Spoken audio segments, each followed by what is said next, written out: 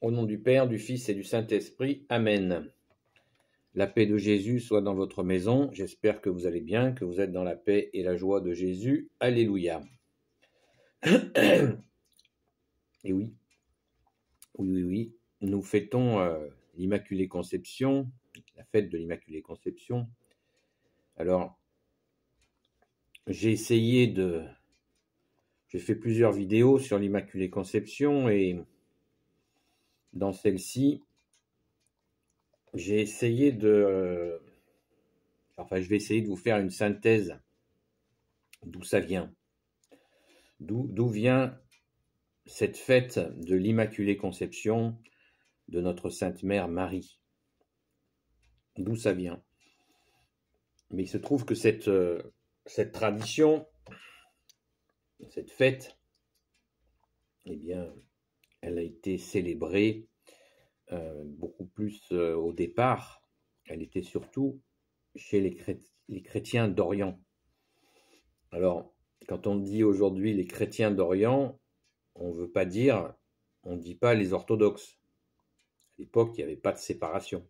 Il faut bien, dans nos représentations mentales des choses, il faut absolument garder en tête que l'Église était unifiée et qu'il n'y avait pas cette séparation. J'en ai parlé dans une vidéo de cette séparation, qui est en fait, à mon humble avis, plus politique que religieuse. Donc moi, je n'en tiens pas trop compte. Bon, c'est pas le sujet. Ce qui est important, c'est de connaître comment était célébrée notre Sainte Mère. Ça a commencé déjà avec la célébration de la Mère de Dieu. Donc c'est quelque chose qui n'est pas facile à comprendre, la Mère de Dieu. Voilà. Ben oui, c'est la vérité. Ce qui ne fait pas de Marie une déesse, mais elle est Mère de Dieu. Voilà. Jésus, qui est Dieu, s'est incarné à travers elle. Donc il fallait que Marie soit immaculée. Vous comprenez ? Il faut comprendre, nous comprenons de cette manière-là. Enfin, moi, je comprends de cette manière-là. Ça me paraît le plus simple. Jésus, qui est Dieu, ne peut s'incarner que dans une vierge, une sainte femme, voilà, qui n'a pas été perturbée par le péché originel. Donc, Marie est cette femme, cette humaine qui est parfaite, conçue sans péché, immaculée. Alléluia, c'est merveille. Donc nos aînés dans la foi, les chrétiens, donc du côté de l'Orient, l'ont célébré très tôt. Alors je vais regarder un peu mes notes parce que les dates sont importantes. Donc,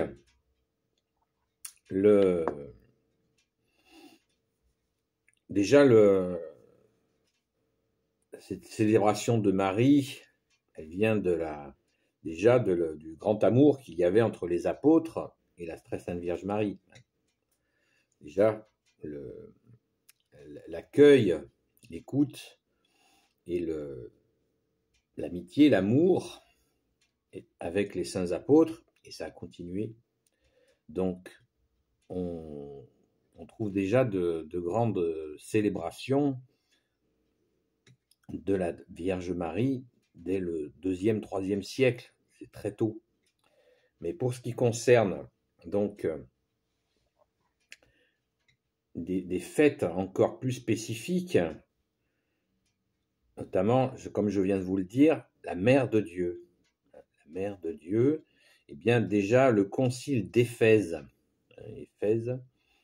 en 431, a défini le dogme. Parce que le dogme, il ne faut pas se casser la tête avec le dogme et avoir peur de ce mot. Le dogme n'est rien d'autre qu'une vérité que le pape, après avoir fait moult consultations, valide. il le valide. Il valide ce que pensent et ce que pratiquent les chrétiens, les catholiques. C'est ça un dogme, ce n'est rien d'autre. Ce n'est pas un dogme, ce n'est pas un espèce de truc sévère que l'imaginaire destructeur de l'Église, notamment la République, qui veut faire croire que voilà, le dogme c'est quelque chose d'impitoyable. Non, le dogme c'est juste le pape qui valide une vérité que les chrétiens ont constatée dans leur pratique. Voilà, c'est rien d'autre un dogme. Voilà. Et c'est une incitation, bien sûr, c'est une validation en fait, puisque l'incitation elle est déjà faite. Les gens ont déjà compris que Marie est la mère de Dieu, donc le pape consulte les évêques, discute, il vérifie que c'est bien une pratique et que c'est vraiment vrai, il valide. Donc concile et validation. Donc très oriental comme démarche à la base, et le côté occidental les chrétiens d'Occident traînaient un peu les pieds sur ces fêtes. Et c'est l'influence des pèlerins qui allaient en Terre Sainte, à Jérusalem, qui allaient faire leur pèlerinage, qui ont été touchés par ces chrétiens d'Orient qui avaient cette dévotion, ces fêtes envers la très sainte Vierge Marie. Les Grecs, enfin, je retrouve mes notes, la Grèce au milieu du 8e siècle avait établi une fête qui s'appelait la Conception de la Sainte Mère de Dieu. Voilà. On voit encore cette trame-là. Donc les occidentaux, les chrétiens occidentaux toujours frileux, et c'est un franciscain britannique en 1250 qui a défini les choses ainsi. Marie fut préservée de la faute originelle en prévision des mérites du Christ. Don Scott, 1250. Un franciscain. Intéressant, non? Et pour vous dire que c'est vraiment, ça a été une longue trame, et elle fut célébrée tous les 8 décembre, cette Immaculée Conception,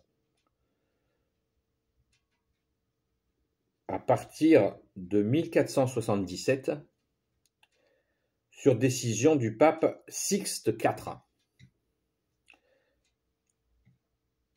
C'était déjà, donc là c'est installé en Occident. Et puis est venu ce moment où le pape Pie IX déclare le dogme de l'Immaculée Conception. Donc, comme je viens de vous le dire, il valide. Et il le fait donc pour que ce soit célébré tous les 8 décembre, et il le décrète le 8 décembre 1854. Alléluia. Et ce qui est intéressant, et là on tombe dans le miracle divin, merci Jésus par ta grâce, merci à ton Père très bon, merci à l'Esprit Saint, car, tenez-vous bien, vous êtes bien accrochés à vos sièges,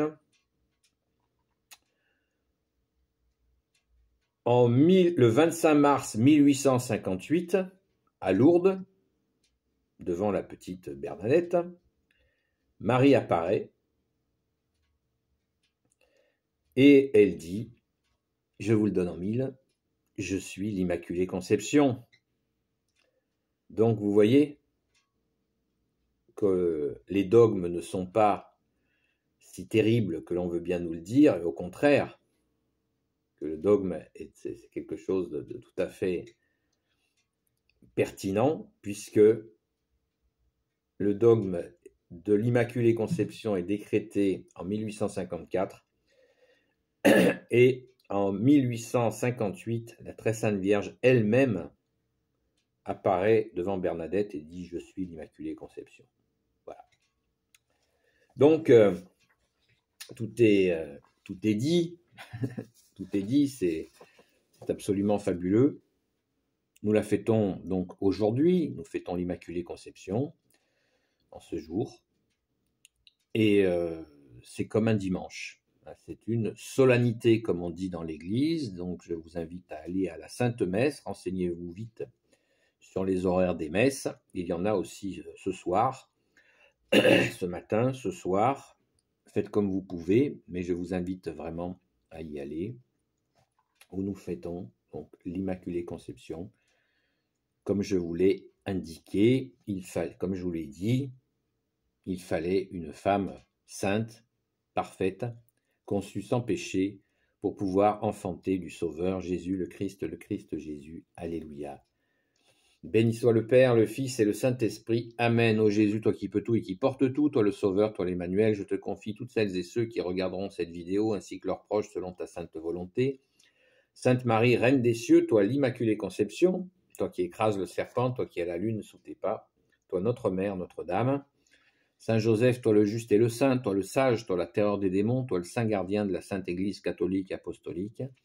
Sainte Marie-Madeleine, notre chère sainte patronne, et vous tous les saints et saintes amis de Jésus, Saint Michel Archange qui est comme Dieu, Saint Gabriel Archange, Saint Raphaël Archange et tes anges guérisseurs, et vous tous les anges qui servent Jésus, je vous confie toutes celles et ceux qui regarderont cette vidéo, ainsi que leurs proches, selon ta sainte volonté, ô Jésus.